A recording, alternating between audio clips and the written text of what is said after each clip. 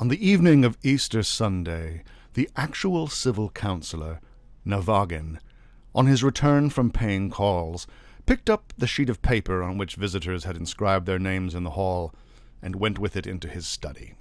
After taking off his outer garments and drinking some seltzer water, he settled himself comfortably on a couch and began reading the signatures in the list. When his eyes reached the middle of the long list of signatures, he started, gave an ejaculation of astonishment, and snapped his fingers, while his face expressed the utmost perplexity.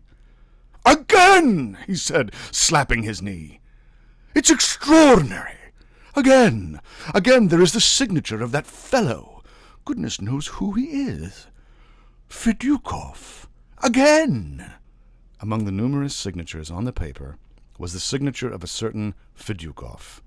Who the devil this Fidyukov was, Navagin had not a notion. He went over in his memory all his acquaintances, relations, and subordinates in the service, recalled his remote past, but could recollect no name like Fidyukov. What was so strange was that this incognito Fidyukov had signed his name regularly every Christmas and Easter for the last 13 years. Neither Navagin, his wife, nor his house porter knew who he was, where he came from, or what he was like. "It's extraordinary," Navagin thought in perplexity as he paced about the study. "It's strange and incomprehensible. It's like sorcery." "Call the porter in here," he shouted. "I will find out who he is. I say, Grigory," he said, addressing the porter as he entered, "that Fidyukov has signed his name again. Did you see him?" "No, Your Excellency." "Upon my word, but he has signed his name, so he must have been in the hall. Has he been?" "No, he hasn't, Your Excellency." "How could he have signed his name without being there?"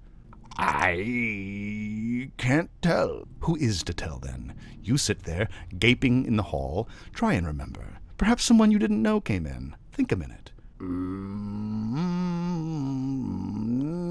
"No, Your Excellency, there has been no one I didn't know.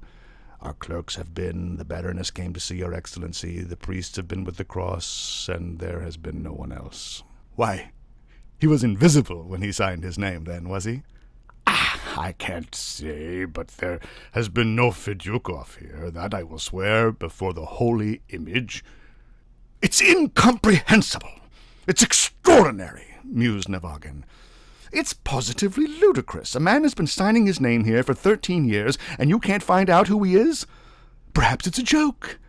Perhaps some clerk writes that name as well as his own for fun."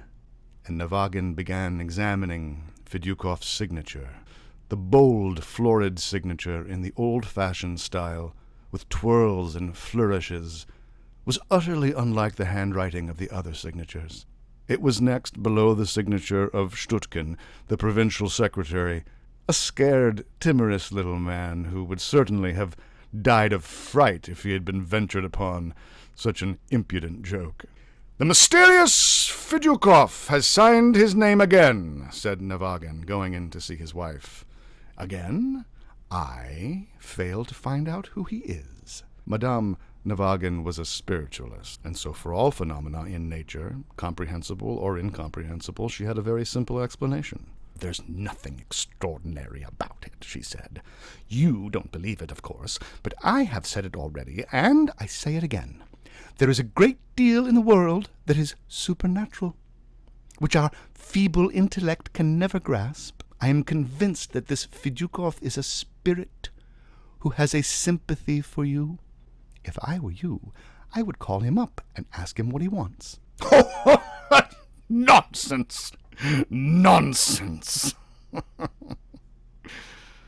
Navagin was free from superstitions, but the phenomenon which interested him was so mysterious that all sorts of uncanny devilry intruded into his mind against his will. All the evening he was imagining that the incognito Fidyukov was the spirit of some long-dead clerk who had been discharged from the service by Navagin's ancestors and was now revenging himself on their descendant.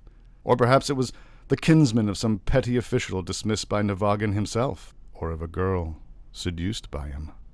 All night Navagin dreamed of a gaunt old clerk in a shabby uniform, with a face as yellow as lemon, hair that stood up like a brush, and pewtery eyes. The clerk said something in a sepulchral voice and shook a bony finger at him, and Navagin almost had an attack of inflammation of the brain. For a fortnight he was silent and gloomy and kept walking up and down and thinking. In the end he overcame his skeptical vanity, and going into his wife's room he said in a hollow voice, "Zina, call up Fidyukov." The spiritualist lady was delighted. She sent for a sheet of cardboard and a saucer, made her husband sit down beside her, and began upon the magic rites. Fidyukov did not keep them waiting long. "What do you want?" asked Navagin. "Repent," answered the saucer. "What were you on earth?" "A sinner." "There you see," whispered his wife, "and you did not believe." Navagin conversed for a long time with Fidyukov, and then he called up Napoleon, Hannibal, and his Aunt Klavdia Zaharovna, and they all gave him brief but correct answers full of deep significance. He was busy with the saucer for 4 hours, and fell asleep soothed and happy that he had become acquainted with a mysterious world that was new to him. After that he studied spiritualism every day, and at the office informed the clerks that there was a great deal in nature that was supernatural and marvelous, to which our men of science ought to have turned their attention long ago. Hypnotism, mediumism, bishopism, spiritualism, the fourth dimension, and other misty notions took complete possession of him, so that for whole days at a time, to the great delight of his wife, he read books on spiritualism, or devoted himself to the saucer. At his instigation, all his clerks took up spiritualism too, and with such ardor that the old managing clerk went out of his mind, and one day sent a telegram. "Hell, Government House. I feel that I am turning into an evil spirit. What's to be done? Reply paid. Vasily Krinolinsky." After reading several hundreds of treatises on spiritualism, Navagin had a strong desire to write something himself. For 5 months he sat composing, and in the end had written a huge monograph entitled My Opinion. When he had finished this essay, he determined to send it to a spiritualist journal. The day on which he intended to dispatch it to the journal was a very memorable one for him. Navagin remembers that on that never-to-be-forgotten day, the secretary who had made a fair copy of his article and the sacristan of the parish who had been sent for on business were in his study. Navagin's face was beaming. He looked lovingly at his creation, felt between his fingers how thick it was, and with a happy smile said to his secretary, "I propose, Philippe Sergeyevich, to send it registered. It will be safer." Raising his eyes to the sacristan, he said, "I have sent for you on business, my good man. I'm putting my youngest son to the high school, and I must have a certificate of baptism. Could you let me have one very quickly?" "Very good, Your Excellency," said the sacristan, bowing. "Very good. I understand."